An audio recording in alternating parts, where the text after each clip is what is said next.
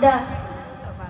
Bapak-bapak, ibu-ibu, para hadirin wali santri yang dirahmati Allah, kepada asatidah, kepada kepala TPQ Al-Mustaji, wabil khusus pengasuh TPQ Al-Mustaji yang kami takdimi, dan teman santriwan juga santriwati yang saya cintai.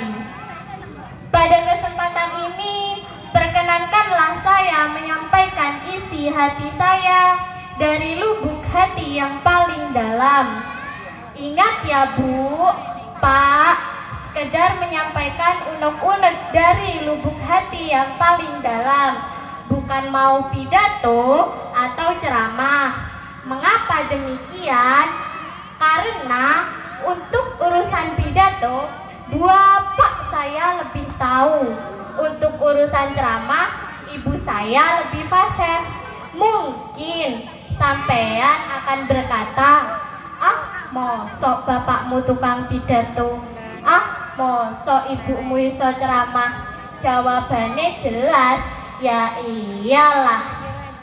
Karena saya pernah lihat bapak pidato di depan ibu. Kata bapak, Bu, kamu itu jangan beginilah, jangan begitulah.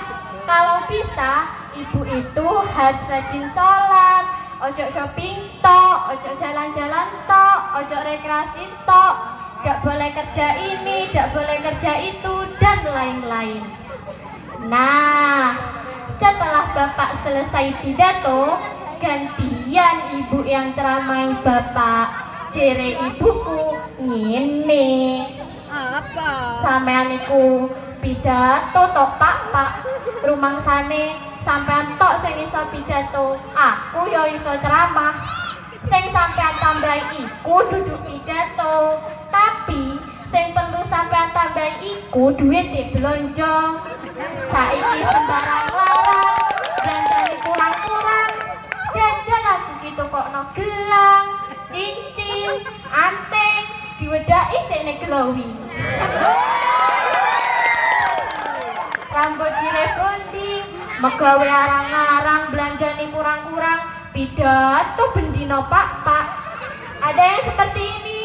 Ada. Arangnya hadir? Hadir. Nauzubillahi min dzalik, cek toronaki kanak kotoh.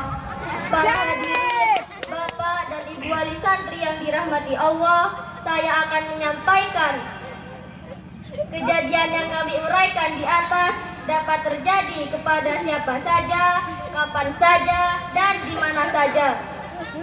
Peristiwa seperti ini dapat membawa dampak yang buruk bagi perkembangan psikologi kami sebagai anak. Ibu dan bapak atau orang tua di rumah adalah panutan atau tuntunan bagi anak-anaknya, bukan malah sebaliknya. Saya jadi teringat akan satu sabda Rasulullah Nabi Muhammad Sallallahu Alaihi Wasallam. Allahumma sholli alaihi. Beliau berkata, al-ummu madrasatul ula. Terjemahan bebasnya, ibu adalah madrasah atau sekolah atau tempat mendidik yang pertama. Tujuan Rasulullah Sallallahu Alaihi Wasallam jelas, yaitu memberikan guru terbaik bagi anak-anak dan memuliakan ibu dengan menjadikannya guru dan tempat mendidik yang pertama bagi anak-anaknya. Nah, pertanyaannya adalah, kapankah ibu bertugas sebagai guru? Apakah menunggu kita lahir atau setelah kita umur 5, 7, atau 10 tahun? Para hadirin yang dirahmati Allah, saat yang tepat bagi seorang ibu untuk mendidik anaknya adalah ketika anak itu masih di dalam kandungan. Saya berpesan kepada para ibu yang sedang mengandung, tolong jangan sia-siakan kesempatan emas ini. Jangan hanya karena anakmu belum lahir, engkau menganggap enteng semua tindakanmu. Ingat, bayi di dalam perut, dia lebih dekat dengan hati, jantung, dan darahmu. Bayi di dalam perutmu bisa mendengar suara hatimu, mendengar setiap detak jantungmu, dan merasakan setiap tetes aliran darahmu. Ketahuilah wahai para ibu, setiap yang engkau lakukan di saat engkau mengandung anak-anakmu akan menjadi pelajaran yang akan kami ingat dan kami bawa sampai kami lahir nanti. Tentu akan lebih baik jika di saat anakmu masih di dalam kandungan, ibu membacakan ayat-ayat suci Al-Quran, bisiki tabang bayi dengan sholawat, di saat mata, mulut, hidung, dan telinga bayi belum terjamah. Maka jamah lebih dulu dengan indahnya nilai-nilai ibadah. Kalau ibu sudah capek mengusap perut, ya gantian dengan bapak. Cuman ingat ya Pak, ketika mengusap perut ibu harus dengan lemah lembut dan tidak boleh terlalu keras. Bapak-bapak dan ibu-ibu yang dirahmati Allah, saya akan menyampaikan satu kisah yang dialami oleh Amirul Mukminin, yaitu Sayyidina Umar bin Khattab radhiyallahu an, di mana beliau didatangi oleh sepasang kedua orang tua yang mengadukan anaknya kepada beliau. Orang itu berkata, "Wahai Amirul Mukminin, anakku telah berbuat durhaka kepadaku. Ia tidak berbakti kepadaku. Tolong nasihati dia." Lalu Amirul Mukminin memanggil anak itu. Namun sebelum Amirul Mukminin menasihati anak itu, dia berkata, "Tunggu dulu wahai Amirul Mukminin. Sebelum engkau menasihati aku, jelaskan kepadaku tugas dan kewajiban orang tuaku kepadaku." Lalu Amirul Mukminin menjawab pertanyaan pemuda itu.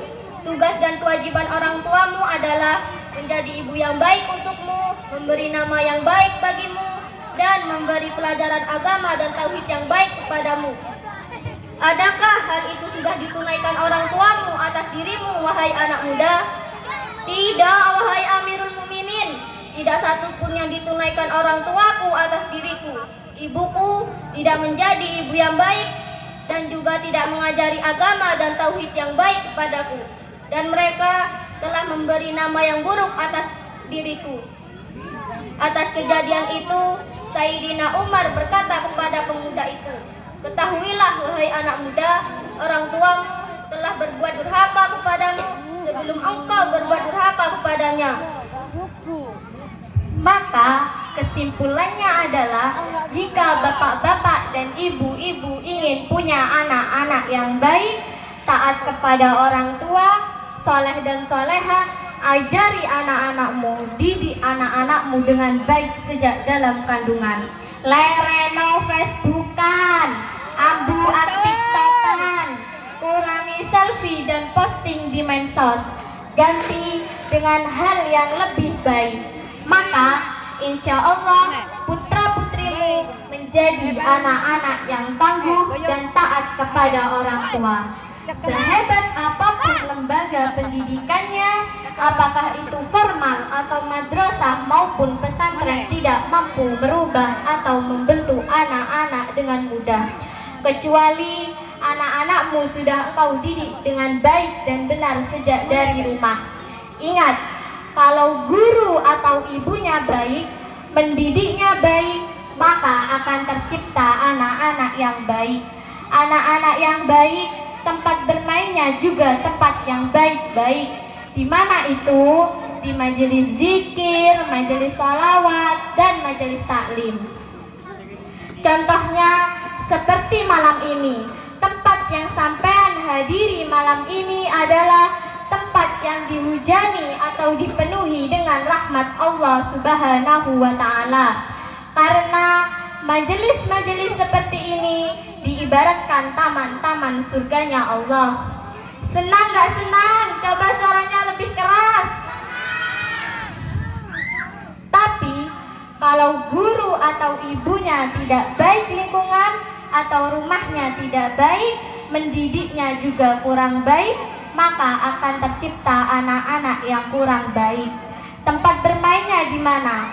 Tentu bukan di taman-taman surganya Allah, di taman pemandian, taman rekreasi, pergi ke pantai Cemara, Watu Ulo, Dira, di mana lagi? Pak Umar. Ya, itu juga. Karena Para hadirin yang dimuliakan Allah, pada sabda Nabi Muhammad sallallahu alaihi wasallam, al-ummu madrasatul ula, ibu adalah tempat atau madrasah maupun pesantren. Ibu adalah madrasah atau tempat pendidikan yang utama bagi anak-anaknya. Ibu adalah guru dengan level guru dunia akhirat. Semoga orang tua kita selalu dalam lindungan Allah, husnul khotimah, dan menjadi ahlul jannah. Amin ya rabbal alamin. Dan kita sebagai anak dan santri TPQ Al-Mustajib, semoga mendapat ilmu yang manfaat, menjadi dan santri yang soleh dan soleha, dilindungi Allah dan dicintai oleh Rasulullah Sallallahu Alaihi Wasallam. Amin ya rabbal alamin. Demikian yang dapat kami sampaikan pada kesempatan ini. Wabillahi taufik wal hidayah wal ridha wal inayah. Wassalamualaikum warahmatullahi wabarakatuh. Waalaikumsalam warahmatullahi wabarakatuh.